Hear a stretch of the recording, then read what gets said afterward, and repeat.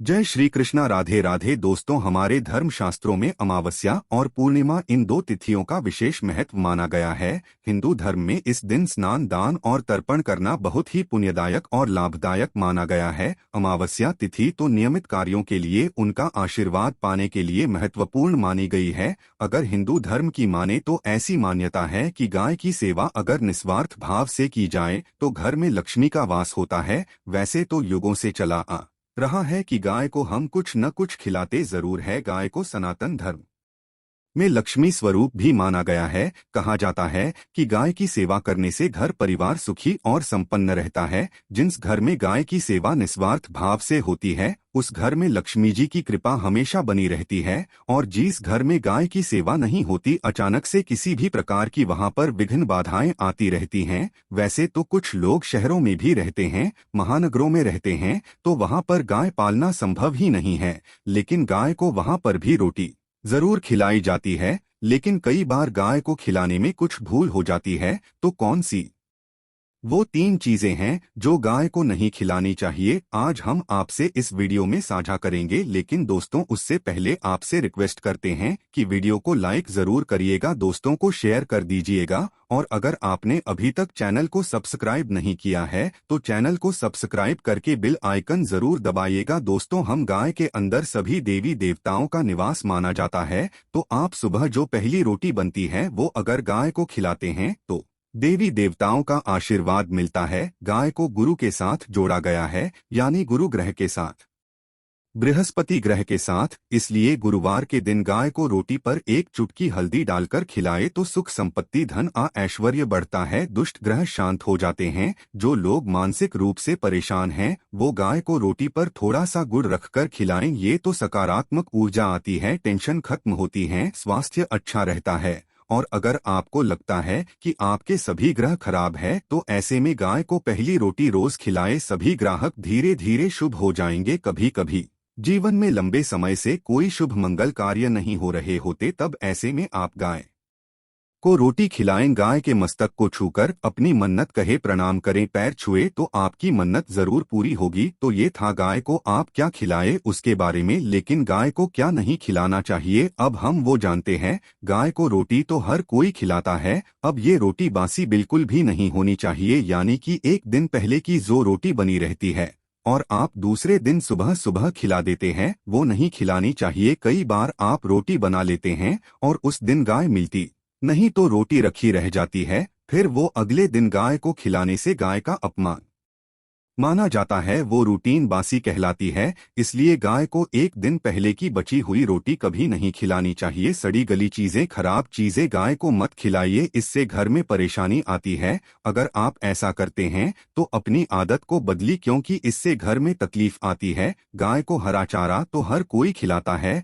हरा चारा आप खिलाते समय एक बात का ध्यान रखें, गाय को सबसे ज्यादा पीपल का पत्ता लोग खिलाते हैं, पर पीपल का पत्ता आप खुद से तोड़कर मत खिलाइए। दूसरी बार आप घर में सब्जी लाते हैं तो सागा जाता है, तो उसमें से अच्छी चीजें तोड़कर रख के बचा कुचा आप गाय को ना खिलाएं। आप जो देंगे वह गाय खा लेगी, लेकिन थोड़ी सी कुछ अच्छी चीजें मिलाकर गाय को खिला दीजिएगा तो ज्यादा फायदा होगा। गाय को दूध नहीं पिलाना चाहिए, आप दही चावल खिला सकते हैं, लेकिन दूध ताजा हो या बचा हुआ भूल कर भी गाय को मत खिलाइए। तो 3 चीजें गाय को नहीं खिलानी है। एक तो बची खुची रोटी नहीं खिलानी है, कोई भी अनाज बच जाए उसे दूसरे दिन गाय को नहीं खिलाना है। जैसे चावल बन जाता है, रोटी बन जाती है, और आप अगर चारा खिलाते हैं उन्हें तो सड़ा गला मत खिलाएंगे। और अगर खिलाते हैं कोई चीज तो उसके साथ कुछ अच्छी चीजें मिला लें। और गाय को दूध भी नहीं पिलाना है, ये चीजें बिल्कुल भी नहीं खिलाएं, नहीं तो घर में गरीबी आती है, माता लक्ष्मी आपके घर में वास करना छोड़ देती है। 84 लाख योनियों के सफर करके आत्मा अंतिम योनि के रूप में गौ का रूप धरती है। गाय लाखों योनियों का वो पड़ाव है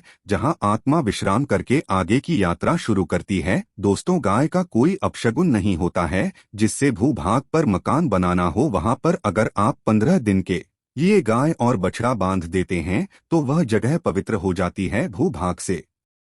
बहुत सारी आसुरी शक्तियां का नाश हो जाता है, क्योंकि गाय में सकारात्मक ऊर्जा का भंडार माना गया है। गाय का मार्ग रोकना, अगर आप कहीं भी जा रहे हैं और गाय माता आपका मार्ग रोक दें तो ये बहुत ही शुभ माना जाता है। गाय और बछड़े का दर्शन एक साथ आपको हो जाए तो आपकी सफलता का प्रतीक माना जाता है। अगर आपके घर के आसपास गाय घूमती रहती है तो इसका मतलब है कि आपके घर से काफी सारे संकट अपने आप ही दूर होने वाले हैं और समृद्धि पूर्वक जीवन आपको मिलता है। गाय के समीप आप अगर जाते हैं तो संक्रामक रोग, कम खांसी, सर्दी, जुकाम आदि का ग्रेजुअली अपने आप ही बिना दवाइयों के भी नाश हो जाता है। अगर आपको गाय अचानक से पूंछ मार देती है तो ये बहुत ही शुभ संकेत माना गया है, और काली चितकबरी गाय का ऐसा करना तो और भी ज्यादा शुभ माना गया है। पंचगव्य जो होते हैं वो कई रोगों में लाभदायक है। मुझे गव्य क्या क्या हुए, गाय के दूध, दही, घी, मूत्र और गोबर, इन सभी को शरीर की रोग निरोधक क्षमता को बढ़ाकर रोगों को दूर करने वाला माना गया है।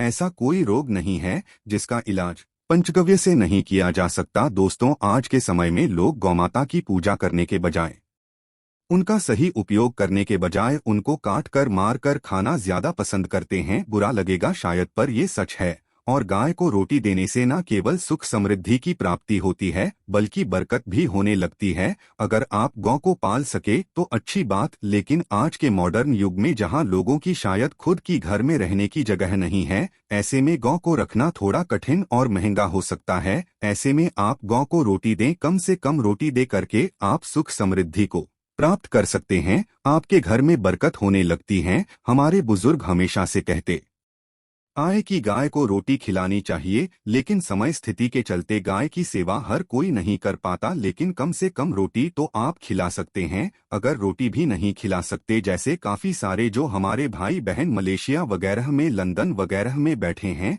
उनको गाय नहीं मिलती, वो पूछते हैं कि हम कैसे गौ सेवा करें। आप ऐसा कर सकते हैं, आप गांव के नाम के पैसे निकालते जाएं और फिर आप चाहे तो कभी इंडिया आए तो आप गौशाला में दान दें, या फिर आप चाहे तो वहीं पर किसी गरीब को गांव के नाम की रुपया खिलाए, किसी भी अनाथ आश्रम में चले जाए, किसी वृद्धाश्रम में चले जाए, किसी भी दूसरे सफेद पशु को आप भोजन कराएं, ये भी आपके लिए बहुत अच्छा होने वाला है। कम से कम जरूर खिलाएं। हमारे देश में कई जगह देखा गया है और कई लोगों का प्रश्न आता है कि हम झूठी रोटी गाय को देते हैं, क्या ये सही है या गलत है? हम झूठा खाना, बचा हुआ खाना गाय को खिलाते हैं, यानी जो बन जाता है वो गाय के हवाले कर दिया जाता है। तो आपको बता दे दोस्तों, रामायण काल में गौमाता को एक श्राप मिला था, उसी की वजह से आज उनके साथ ऐसा हो रहा है। उसी श्राप की वजह से गौमाता में देवी देवताओं का वास होने के बाद भी उनको झूठा खाना पड़ता है, यहाँ तक कि पॉलीथीन्स भी खाते हैं।